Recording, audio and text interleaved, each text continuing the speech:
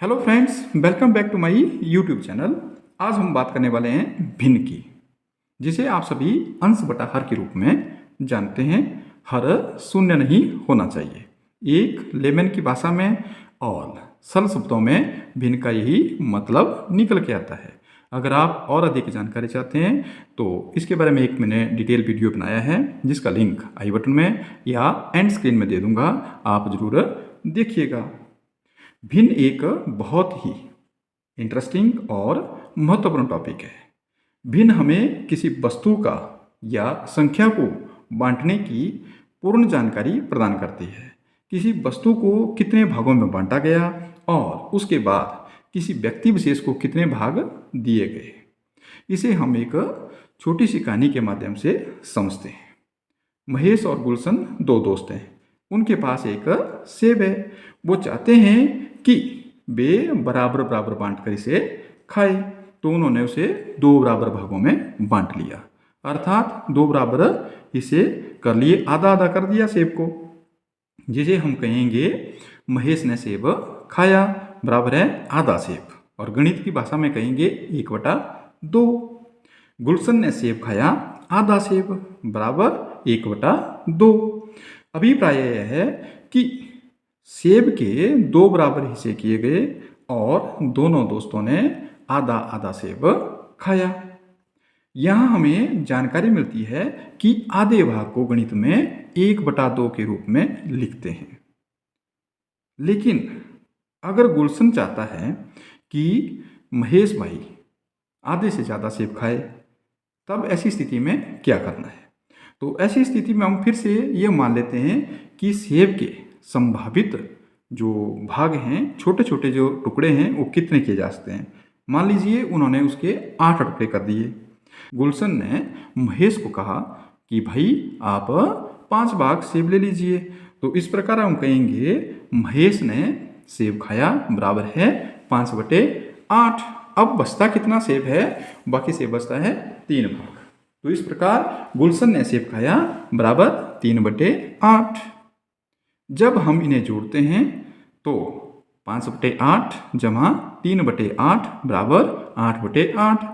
8 से आप 8 को भाग कर दीजिए, आंसर आया 1, यानी सेब कंप्लीट। इसे हमने क्या सीखा? इसे हमने ये सीखा कि हम बराबर बराबर भागों में जब वस्तुओं को बांटकर खाते हैं या उनका बंटवारा करते हैं तो भविष्य में लेन देन की कोई समस्या नहीं होती है। अगर हमने सेब को बराबर भागों में ना बांटा होता, हमने कहा होता कि महेश भाई थोड़ा सा सेब आप ज़्यादा खा लो, अब ज़्यादा कितना खाया उसका कोई जानकारी नहीं रहेगी। अगर कल को महेश बोलता है कि गुलशन भाई थोड़ा सा आप सेब ज़्यादा खा लीजिए, अब वो कितना ज़्यादा खाएगा? हो सकता है वो बोले कि कल आपको मैंने ज़्यादा खिलाया था, आज आप मुझे कम खिला रहे हैं। लेकिन उन्हें भिन्न की अच्छी तरह से जानकारी है और उन्होंने उसके हिसाब से बंटवारा भी किया और कोई समस्या भी नहीं रही।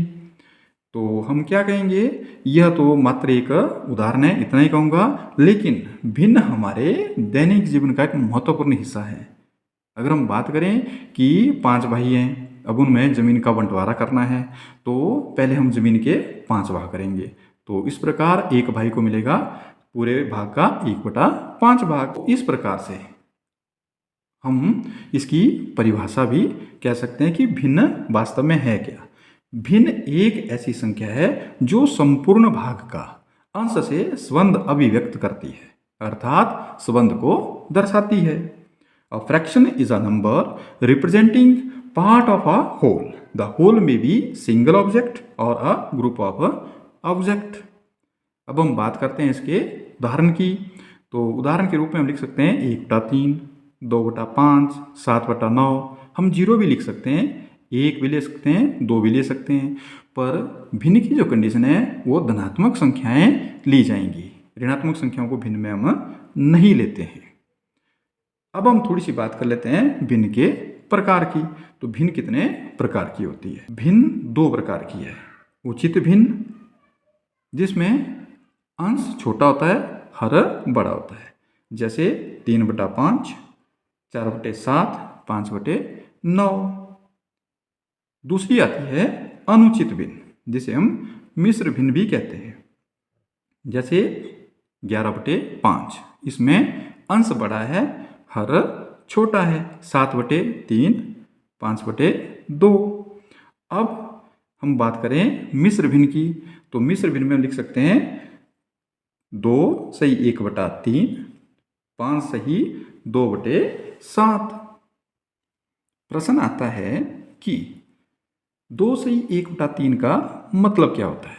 तो 2 सही 1/3, 2 कंप्लीट 1/3। 2 क्या है? पूरा है। अगर फिर से हम बात सेब की लें तो यहाँ पर क्या है कि 2 सेब तो पूरे हैं, लेकिन एक सेब का 3 भागों में बंटवारा किया गया और उसका एक ही भाग लिया गया।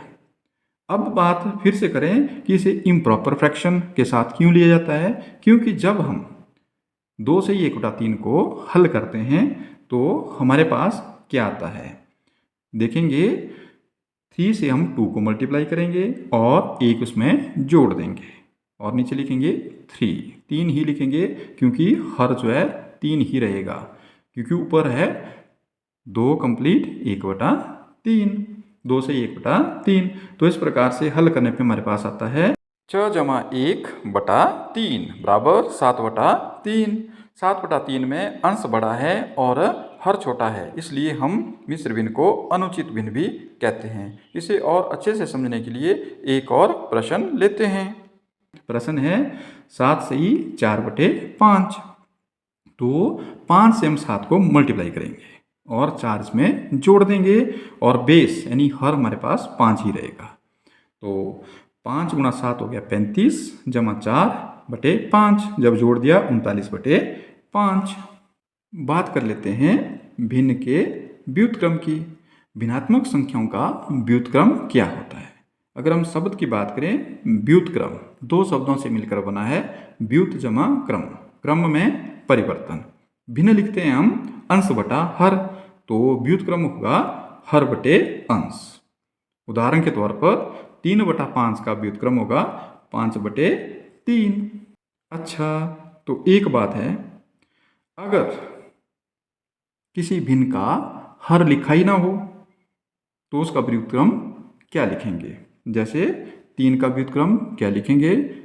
तो 3 का व्युत्क्रम होगा 1/3, क्योंकि जिस भिन्न का हर ना लिखा हो उसका हर 1 कहा जाता है। तभी तो हमने उदाहरण में लिया था कि 0, 1, 2 ये भी भिन्नात्मक संख्याएं हैं, क्योंकि इनका हर 0 नहीं है, इनका हर 1 है। अगर किसी संख्या का हर हम 0 लिखते हैं तो वह एक अज्ञात राशि कहलाती है, उसको हम ज्ञात नहीं कर सकते हैं। तभी तो हमने कहा था कि हर 0 नहीं होना चाहिए।